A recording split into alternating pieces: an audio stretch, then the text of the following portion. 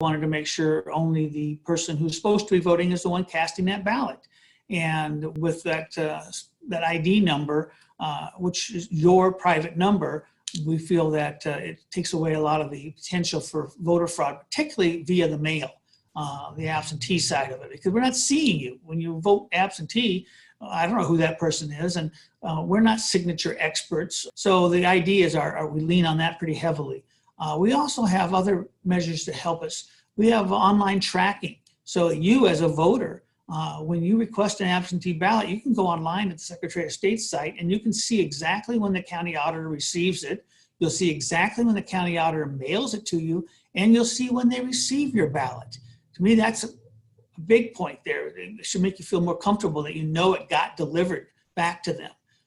There's a secrecy folder inside your ballot if you're mailing it in is another factor.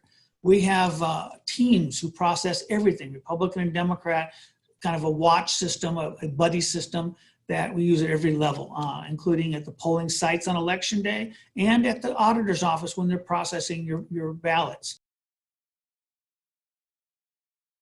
I'll speak to Iowa, and as I just told you, we have all kinds of checks and balances. The fact that you can look online to track your ballot to make sure it got there and being processed, to me, that's a big one, and that kind of takes care of the whole question about if I mailed it or if I had a courier delivering something, that it got there. So that takes care of that challenge, if you will.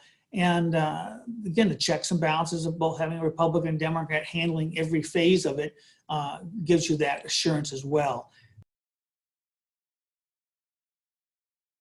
Just be comfortable. Masks, I think, are appreciated because we want to protect the poll worker as well as the voter. So we want you to be comfortable. We're obviously not mandating the mask on people. That's not, they have the right to vote, and that trumps the other efforts we're putting out there. We can't tell you what to wear when you're voting, but we do not want people hanging around polling sites with anything that's political at all. And it applies to the face masks as well, because some people are going with a lot of fancy things on there.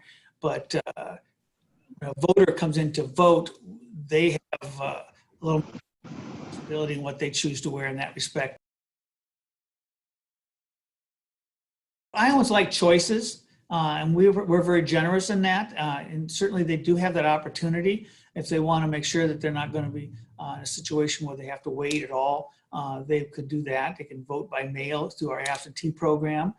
As I said a moment ago, they can go early voting at the courthouse. Those are all options to avoid perhaps lines. I don't really anticipate lines in Iowa. We've got a pretty good plan in place. The county auditors have been very good about making sure they've got as many polling sites open as they can. And I think with that in mind, but it's, you have the choices, and I think pick which one you're most comfortable with.